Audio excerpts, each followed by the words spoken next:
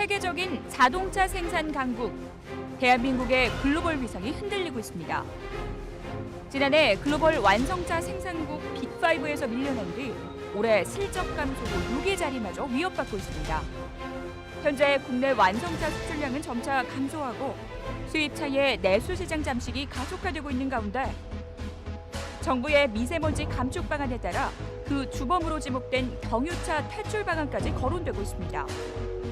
친환경차로 대표되는 전기차와 수소차가 출시되고 있지만 충전시설 부족 등 대중화되기까지는 아직 갈 길이 험난한데요. 4차 산업혁명을 견인할 핵심 산업 중의 하나인 자동차 산업.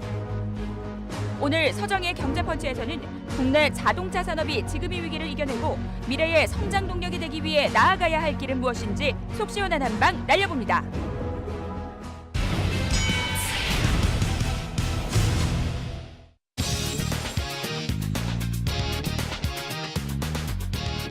네, 안녕하세요. 서정의 경제펀치 서정입니다. 한국 경제의 오늘과 내일을 고민하고 통쾌한 한방으로 문제점까지 짚어보는 경제펀치. 오늘 함께해 주실 분입니다. 한국자동차산업협회 김용근 회장님 모셨습니다. 안녕하세요. 네, 안녕하세요. 새 정부 들어서 자동차 업계도 마음도 몸도 다 분주하시지요? 그렇습니다. 네, 네. 그 자동차 업계가 안고 있는 여러 가지 과제도 있고 기대도 있을 것 같습니다. 그래서 네네. 새 정부 들어서 우리 주요 업종에서 산업 정책을 새로 한번 도모해보는 과정에서 업계에서는 어떤 바람과 기대를 갖고 계신지 그걸 한번 여쭙고자 한번 모셨습니다. 최근에 들리는 얘기는 그렇게 아주 밝은 얘기는 아니에요. 우리 자동차 업계가 세계적으로 고전하고 있다. 그런 소식이 좀 들리는데 지금 현황이 어떤가요? 생산을 보면 네네. 2011년도를 정점으로 네네. 생산이 줄고 있습니다. 네네. 그래서 저희가 생산 5위에 있는 세계적으로 네네. 작년에 인도하고 우리가 역전이 됐습니다. 네. 저희가 이제 6등으로 내려앉는 그건 국내 생산분 얘기하는 거겠죠? 국내 생산 네네네. 각 국가별로. 네네. 그리고 금년도에도 지금 한 생산이 한 5% 정도 지난해보다 더 줄 것 네. 같은. 그 원인은 저희 내수가 이제 한 180만 대로 내수가 되게 포화되어 있습니다. 네, 정체 네, 정도. 네. 수출로 이제 수출을 많이 해야 되는데 네네. 수출 시장이 아직도 개도국들 중동, 아프리카 여러 가지 개도국 시장이 아직도 회복이 덜 되고 금년 들어서 미국 시장도 이제 화랑을 좀 지난 것 같아요. 그래서 미국 시장도 정체되고 그래서 수출 시장에서 아무래도 이제 금년 다 5 내지 6% 정도 또 안 될 것 같아서 네네. 금년은 좀 떨어지고 인도는 금년에 더 늘어가고 아하. 생산이 그래서 격차는 더 클 것 같은 네. 전체적으로 내수, 수출, 생산 모두 받지 않는 네. 그런 모양새입니다. 인도하고는 결국 작년에 뒤집어진 것 같은데 그 아래를 보니까 이제 다음은 멕시코예요. 네, 멕시코하고 네. 근데 조금 차이는 있습니다만 심한 경우는 멕시코하고도 뒤집어질까요? 어떻게 보십니까? 저희는 그런 우려를 하고 있습니다. 네. 지금 멕시코에 다국적 기업들이 투자를 계속 늘리고 있거든요. 아하. 그래서 또 멕시코가 또 굉장히 성장을 빨리 하는 나라이기 때문에 네네. 저희가 이 상태에 머물러 있다면 아마 수년 내로 저희가 7등으로 내려앉을 수 있는 가능성이 크다. 지금 우리 수출 쪽에 걱정되는 부분이 이렇게 많이 있는데 중국 쪽이라든지 또 우리 내수라든지 이쪽은 지금 분위기가 어떻게 나타나고 있나요? 중국은 내수는 굉장히 좀 큽니다. 중국 시장이 팔린 2,600만 대 되는데 연간 세계 최고 시장이죠. 네네. 조만간 3천만 대가 팔릴 거다. 아. 그런데 지금 어려운 것이 현대기아가 중국의 수비가 굉장히 싼 가격으로 따라옵니다. 작년까지는 그래도 버텼는데 금년 1월부터 4월까지 보면 37%가 중국 판매가 줄었습니다. 네네. 중국 현대기아만. 물론 여기에 사드 영향이 있지 않나. 미국이나 EU 시장이 굉장히 큰 시장인데 네네. 금년에도 정체입니다. 네. 정체돼서 하여튼 마케팅 노력 이런 강화돼야 되겠지만 국내 생산 경쟁력에서 우선 우위를 보여야 되는 그런 큰 과제가 좀 있습니다. 네네. 글로벌 경기의 문제라든지 사드를 포함한 외교 안보적인 문제 빨리 안정화시켜야 되겠지요. 근데 이 부분은 하여튼 그 경제 외적인 문제라고 치고요. 네네. 저희 국내 문제 이외 외적인 부분이라고 치고 우리 한국 자동차 산업이 안고 있는 내재적인 가장 큰 문제는 결국 뭐라고 봐야 될까요? 노사관계가 정말 중요합니다. 네. 노사관계의 안정성, 노사관계의 유연성, 임금 수준 이 세 가지가 가장 핵심적인 경쟁력인데 다른 나라에 비해서 한국의 노사관계가 6.29 선언 30년 전에 만들어진 옛날 패러다임입니다. 네. 그래서 아직도 제일 강경하고 대립적으로 평가받고 있고 어떻게 보면 제일 큰 부담을 주는 그래서 지금 임금 수준이 세계적으로 제일 높다고 평가까지 받고 있습니다. 네. 차는 소형차를 만들고 있는데 그래서 이 노사관계를 어떻게 다른 나라처럼 개선하느냐 하는 게 큰 과제, 내적인 과제가 하나. 두 번째는 환경 규제와 안전 규제인데 환경과 안전은 계속 강화돼야 됩니다. 그 맞는 시대적 패러미지만 규제 수준이 우리의 기술 수준과 또 우리 소비자들이 규제에 따른 높은 가격을 살 수 있는 소비자의 지불 능력이 네. 같이 맞춰져야 되는데 지금 EU의 가장 높은 수준 환경 기준 또 미국이 요구하는 제일 높은 안전 기준을 다 같이 이렇게 갖다 놓다 보니까 이게 기술 개발하기가 쉽지 않고 그러다 보니까 부품은 외국 거 갖다 쓰고 그래서 우리 부품 소재 산업의 능력에 지금 좀 과하는 그런 부담이 산업적으로 좀 문제가 하나 있고요. 세 번째는 아무래도 R&D 능력 현대 기아가 잘하고 있지만 제일 늦게 출발하고 아직도 역사적으로 제일 짧고 아직도 소형차 중심의 기술의 수준이 있기 때문에 앞으로 갈 길이 많은데 네. 이 R&D 투자를 보면 뭐 다른 선진 대기업에 보면 아직도 절반 뭐 이런 수준의 투자이기 때문에 지금 R&D의 규모와 R&D의 수준이 아직도 좀 격차가 큰 그런 부분이 세 가지 정도가 크게 우리 산업의 지금 한계고 네. 걸림돌이고. 우리 한국의 노사 문화에 대해서 참 걱정들을 많이 하시는데 아까 이제 뭐 30년 전 어떤 노사 환경이라는 얘기도 해주셨는데 특히 이 자동차 산업의 노사 문제가 좀 더 심각한 문제를 안고 있다고 하는 그렇게 짚어줄 수 있는 부분이 있으실까요? 통계적으로 보면 저희가 GM 사례, 폭스바겐, 토요타, 또 르노 그리고 우리보다 앞서 있는 기업들하고 비교를 해봤는데 지난 5년간에 걸쳐서 매년 3%나 5%씩 매년 증가하는 나라가 없습니다. 임금 수준이. 임금이. 그래서 예. 지난 5년간에 평균적으로 50%가 늘었습니다. 임금이. 특히 잘 아시는 통상임금 분쟁이 있어가지고 그 부담이 왕창 또 온 거죠. 네. 생산성이 그러면 좋으면 되지 않습니까? 네. 생산성은 이제 좀 거기에 비춰서 아직도 우리는 호봉제예요. 생산성과 관계없는 그냥 연차로 올라가는 거죠.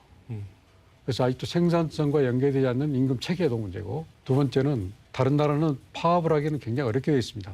3분의 2 이상을 찬성해야 된다든지 노조원에 또 파업을 하더라도 생산 활동에 지장을 주면 안 됩니다. 그러니까 피켓팅 정도 소극적 파업이죠. 근데 우리나라는 과반수 찬성이면 또 되고 또 공장을 점거하는 거죠. 그러니까 공장 시설은 건드리지 않지만 네. 공장 자체의 통행을 이렇게까지 막기 때문에 실제 공장이 안 들어가는 거죠. 생산 활동에 직접적으로 방해가 되는 노조 파업 활동을 하기 때문에 또 이것도 우리나라가 지금 제일 유일하다 할 수 있는 거고요. 네. 그다음에 또 하나 예를 들자면 이 초과 수당 무슨 또 야간 수당, 심야 수당 이렇게 시간의 수당이 있는데 외국은 초과를 하고 심야하고 뭐 하든 간에 50%만 붙는 거죠. 네. 기본급에. 우리는 심야에 하거나 또 초과하거나 또 야간에 하거나 뭐 그때마다 붙기 때문에 150%가 없는 거죠. 그래서 이런 부분들이 글로벌 경쟁하는 시대에 글로벌 스탠다드에 맞는 그런 노사관계 개선이 돼야만 한국 땅에서 메이드 인 코리아 차를 만들지 그렇지 않으면 우리나라 기업마저 해외로 지금 생산 기지를 옮기는 거예요. 네. 그래서 IMF 이후에 한국 땅에서 자동차 공장이 하나도 안 늘었습니다. 네. 줄어만 왔죠. 현대 기아차를 예로 들면 뭐 그만큼 많이 인상을 해줄 수 있는 여지가 있으니까 인상해 준 거 아니겠습니까? 그만큼 기업은 또 돈을 벌고 있다는 거 아닌가요? 그러니까 우리가 기업이 이익을 내면 인건비로도 올려줄 수 있는 거고 네. 또 미래 투자를 해서 R&D를 더 확충할 수 있는 네, 거고 네. 또 아니면 M&A를 할 수 있는 거고 네. 그래서 전체로 보면 경쟁력 향상을 위한 투자도 굉장히 가능한 거죠. 네. 그래서 그 부분을 잘 못하고 있나요? 그 부분에 대해서 우리나라가 급급해서 인건비로 들어가는 게 매출액이 12%가 됩니다. 네. 엄청 높은 거죠. 인건비 우리가 비중이 다른 선진 자동차 업체 같은 경우는 몇 퍼센트 정도 되나요? 뭐 어떤 기업은 9% 정도 되고요. 9%. 대개 한 5% 미만입니다. 네. 5% 미만. 되고 한 7, 8% 넘어가면 굉장히 회사가 네. 어렵다는 얘기고요. 네, 네. 폭스바겐 같은 경우가 한 9% 정도 된 것 같고 네. 우리가 그거 더 높으니까. 그럼에도 불구하고 그 한국 자동차의 어떤 경쟁력은 세계 시장에서 아직도 가격 경쟁력이 일부 작동하고 있는 거 아닙니까? 소형차에 대해서는 이제 우리가 최고의 경쟁력을 갖고 있다. 네. 또 그렇게 인건비가 높은데 어떻게 가격 경쟁력이 유지가 되죠? 이제 마케팅 차원인데 현재에 있는 벌어서 현재가 쓰는 거죠. 네, 네, 네. 그래서 미래에 대한 개념을 생각하는 건데 음흠. 특히 이제 국내 생산을 줄이고 네. 해외로 가면서 버티는 거죠. 소형차 쪽은 아직 좀 경쟁력. 가격 경쟁력이 있지만 이제 중국 중국에는 지금은 산이라든지 네. 더 아까 나왔지만 뭐 멕시코나 진짜 인도산이라든지 그런 쪽은 자꾸 좁혀지고 있고 좀 고부가가치 차 같은 경우는 아직 우리 기술력이 네. 조금 많이 떨어진다. 떨어지고 그래서 부가치에 남는 좀 게 문제가 픽업 트럭, 있군요. 네, 네. 픽업 트럭, SUV, 음흠. 또 화물차 네, 이런 차에서 부가치가 높거든요. 네, 네. 아직도 그쪽에서는 우리가 굉장히 뒤떨어져 있고 네, 네. 이제 뭐 아시다시피 제너시스 네, 네. 이제 조금 이제 럭셔리 브랜드에 제가 도전하는 단계죠. 네, 네. 네. 그쪽으로 가야 부가가치가 높고 또 브랜드가 높아지고. 저희가 이렇게 항상 이렇게 중간에 끼어 있다라는 걱정을 해온 지는 사실 오래됐어요. 오래됐는데 특히 지난해 올해, 특히 올해 이러면서 이런 걱정들이 부쩍 좀 많이 늘고 있는 모양이죠. 중국이 SUV에 갑자기 경쟁력을 따라오고 있고 인도도 열심히 따라오고 있고 그래서 알겠습니다. 우리가 좀 더 정신 차려야 되겠다. 두 번째 환경 안전 규제 문제.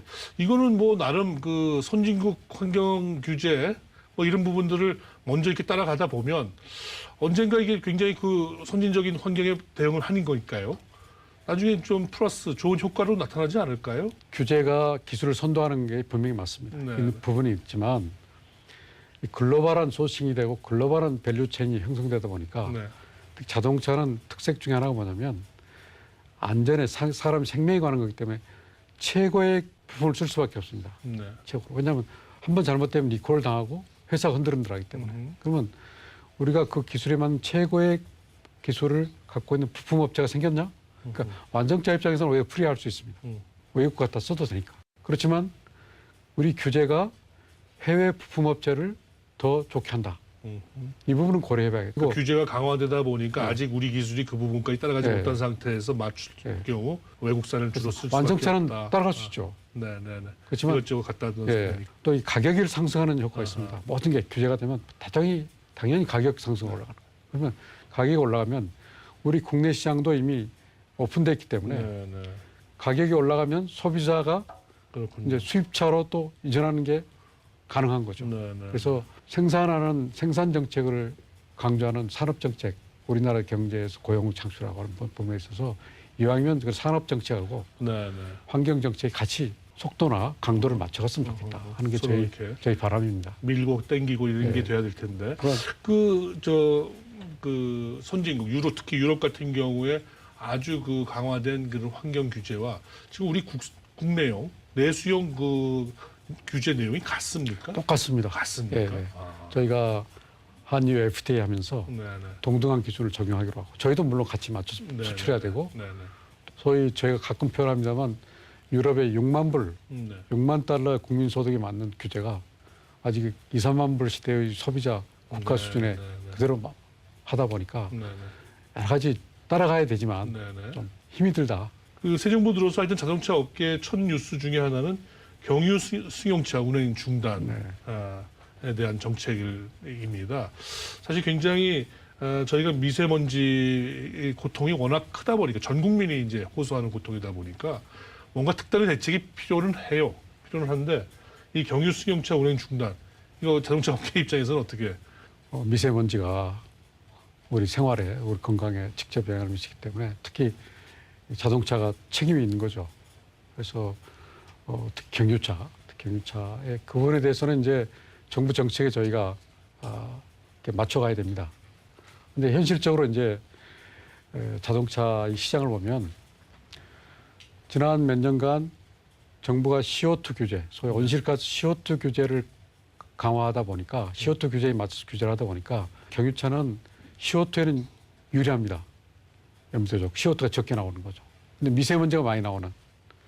그래서 지금 지난 5년간에 경유차가 굉장히 많이 팔리게 되는 규제 정책을 따르다 보니까 배가 늘었습니다. 경유차 시장 판매가. 특히 SUV가 힘이 좋은 차들은 전부 경유차 위주로, 화물차들은 또 전부 경유로 갈 수밖에 없습니다. 힘이 필요하고 또 연료비도 그렇고. 그래서 이런 서민 정책과 연결돼 있기 때문에 사실 어떻게 보면 사회적인 문제가 연결돼 있어서 굉장히 조심스럽게 좀 접근해서 하지 않으면 아마 완성차보다는 소비자 쪽에서 좀 이렇게 문제가 제기될 수 있는 부분이 있고. 일단 2030년까지 개인용 경유 승용차 운행을 일단 전면 중단해보자라는 게 일단 발표된 내용입니다. 그래서 이게 조금 자칫 너무 빠르고 급하고 성급한 거 아니냐라는 게 이제 아마 자동차 업계 쪽에 그래서 얘기일 텐데. 로드맵이 나오고 네. 수요에도 영향을 미치기 때문에 이제 큰 그림이 나와서 좀 중장기적으로 보면서 네. 이렇게 가면 좋겠다는 생각을 갖고 있습니다. 지금 뭐 유럽이라든지 다른 선진 국가에서는 경유 승용차를 거기도 뭐 이미 운행이 중단되고 있는 건 아닌가요? 파리 같이 대도시에서는 이제 뭐 진입을 금지한다든지 네. 뭐 날씨가 안 좋을 때 네. 그럴 때는 그런 교통 정책으로서 이제 대응하고 있지만 네. 이 산업 정책과 연결되는 부분은 아직은 안 보이고 있고요. 네. 노후된 경유차가 제일 네. 문제입니다. 10년 네. 남은 거. 네. 네. 그래서 옛날 차고 기준도 기준이 아주 낮을 때였기 때문에 네. 네. 노후 그 경유차부터 네. 신차로 좀 바꿨습니다. 네. 그래서 작년부터 그 세금 감면해주고 있습니다. 그래서 지금 꾸준하게 되고 있는데 특히 화물차가 굉장히 비중이 큰데 노후차가 화물차는 그 세대 혜택이 좀 적어서 별로 효과가 없는 것 같아요. 네. 그래서 네. 그런 쪽을 좀 인센티브를 더 줘서 네. 신차로 교환하는 것도 우선 그게 가장 좀 현실적인 방안이고 두 번째는 뭐 정부에서 하고 있듯이 경유 배출가스 기준을 강화해가지고 안 나오는 네. 차로 만들어내도록 규제를 강화해서 그쪽으로 이행시키는 두 가지 방향을 하면서 이제 극단적인 조치는 조금 더 신중하게 했으면 좋겠다. 네, 네. 아무튼 방향은 뭐 친환경차, 뭐 가야 됩니다. 전기차 이런 쪽으로 꼭 방향은 가는 것 같습니다. 갈 그래서 수밖에 없습니다. 국내에서 이 친환경차 뭐 이런 쪽의 전기차, 하이브리드차 뭐 이런 거에 그 판매량을 보면 다른 나라와 비교해 볼 때 너무 차이가 나요. 정부 지원은 세계에서 제일 높습니다. 네. 저희가 중앙정부에서도 한 2천만 원? 네, 2,400만 원 네, 지금. 하고 지금 말씀하신 대로 지방정부가 2,400 네, 됩니다. 네. 예, 되는데 그 가장 문제는 운행거리가 짧다. 충전해가지고. 그래서 좀 그 거리가 짧다는 그 차 자체가 그런 문제도 하나 있고 두 번째는 충전 인프라가 너무 안 돼가지고 충전 거리하고 운행 거리하고 충전 시설의 문제 네. 두 가지가 소비자들한테 지금 네. 굉장히 아직 신뢰감을 못 얻어가지고 국내 자동차 업체인 현대 기아차가 아직 이쪽에 본격적으로 나서지 않아서 그런 거 아닌가요? 아이오닉 네. 같은 건 제일 잘 팔리고 있습니다. 그리고 네. 그 180km 네. 정도는 지금 그 급에서는 제일 좋은 차예요. 세계적으로도. 네. 근데 이제 300km 정도가 내년에 나옵니다. 네. 300km 운행 거리. 그 정도 되면 네. 뭐 상당히 이제 한번 이제 서울서 부산까지 한 번 중간에 충전하면 되니까. 네. 네. 이제 문제는 그렇게 되면 충전 시설의 문제죠. 네. 네. 충전 한 번 할 때 완속 충전하면 한 5시간, 6시간. 급속으로 충전해도 한 30분 이상 걸리기 네. 때문에 한전을 중심으로 뭐 정부에서 엄청나게 이제 보급 계획을 갖고 있지만 소비자들한테 불편함이 없을 정도까지 가려면 시간이 필요하죠. 또 요즘에 뭐 4차 산업혁명 관련해서 자율주행차 얘기도 많이 합니다. 현대기아차 쪽이 이쪽에 큰 관심이 없었던 것처럼 보이는데 바짝 지금 또 추격하기 시작하더라고요. 어느 정도 우리 기술 수준이 따라왔을까요? 지금 자율주행차는 그 IT 기술의 접합이거든요. 네네. 그래서 IT 기반이 많이 받쳐줘야 되는 건데 네. 현대기아차가 지금 지난번 라스베가스 CES에서 야간까지 자율주행하는 차를 시범 보였습니다. 최초로. 그래서 네네. 부분적 자율주행은 거의 같은 수준에 와 있는데 네. 이제 앞으로 손과 눈과 발을 떼고 자유롭게 하고 이제 정말 상상 속에 있는 것처럼 네. 가려면은 아직도 갈 길이 엄청 먼 거죠. 네네. 거기에 보면 되게 우리나라가 한 3, 4년 떨어져 있다. 현대기아가 쓰는 기술도 전부 외국 겁니다. 이스라엘 거, 네네. 구글 거. 음. IT 업체의 능력이 의외로 떨어져 있는 거죠, 우리나라. 완성차 업체하고 IT 업체가 어떻게 네. 협업을 강화하고 음. 정부가 주도적으로 이 부분을 로드맵을 만들어서 음. 좀 밀어붙였으면 좋겠다. 네네. 화물차 정도가 2020년대 초반 되면 화물차부터 들어옵니다. 네네. 워낙 비싸고 가격이 뭐 센서 값, 뭐 이렇게 데이터 값이 비싸기 때문에 일반 승용차에는 가격이 두세 배 올라가니까 네. 어렵고, 한 2030년 되면 이제 일반 차까지 온다고 그렇게 예측을 합니다. 그래서 네. 2020년대 초반까지면 저희도 따라갈 수는 있다고 보는데 열심히 해야 되겠죠. 네. 네. 오늘 말씀을 듣고 보니까 자동차 업계가 안고 있는 큰 과제, 문제점이 이제 노사 문제, 환경 규제 문제. 마침 이 새 정부에서 어떻게 보면 강조하고 있는 포인트들이에요. 그래서 어떻게 자칫 잘못 이해하다 보면 새 정부 입장에서 새 정부 기간 동안에는 자동차 업계가 굉장히 어렵겠구나 이렇게 오해할 수도 있겠는데 신정부에 기대를 하고 있는 게 네. 노사 관계를 풀 수 있는 게 네. 뭐 저희가 정치적으로 뭐 잘 알지는 못하지만 친노조 정부가 나왔을 때 더 발전이 있었습니다. 네. 서로 설득할 수 있고, 그래서 독일에서 그 슈레더 총리가 그 당시 그 하르츠 계획을 해가지고 노사정 대타협을 이루었습니다. 네. 임금과 고용의 대타협, 큰 노사관계 틀을 아마 정부도 생각하시는 것 같고, 그것이 이루어내면 정말 저희 자동차 업계는 고마운 일이고 또 네. 그걸 기대를 하고 있고요. 네. 네. 환경 문제도 그쪽 방향은 맞기 때문에 저희가 대화를 나누고 또 협의하면서 균형을 맞추는 거기 때문에 네. 네. 충분히 또 저희가 또 말씀을 또 알겠습니다. 들어줄 걸로 기대를 합니다. 자동차 업계에서는 그 비정규직 문제는 어느 정도 문제인가요? 기본적으로 비정규직 문제는 크지 않습니다. 하도급 문제, 그러니까 사업 자체를 이렇게 주는 문제가 지금 재판에 걸려 있고요. 네. 소송이 걸려서 아마 그것도 해결해야 될 과정도 네네. 있고, 파견제, 네. 파견 문제가 좀 허용 안 돼 있고, 네. 그래서 비정규직보다는 그런 생산할 때 생산을 위탁하거나 또 탄력성 있게 해야 되는 문제가 안 돼 있는 거죠. 그래서 근데 이제 부품업계로 가면 비정규직 문제가 좀 있겠지만 네. 완성차로 보면 대부분 신분의 문제는 많이 좀 상대적으로 없는, 다만 생산의 유연성 이 부분에 있어서 이제 계속 경직되어 있기 때문에 네. 네. 그 부분을 어떻게 좀 더 유연하게 해주느냐는 건 예. 과제로 나와 있습니다. 네. 네. 새 정부는 자동차 업계에 아마도 기회와 도전과 기회를 두 가지를 다 지금 던져주고 있는 거 아닌가 싶고요. 그 두 가지를 잘 풀어나갈 수 있는 하나의 계기가 되기를 기대해 보겠습니다.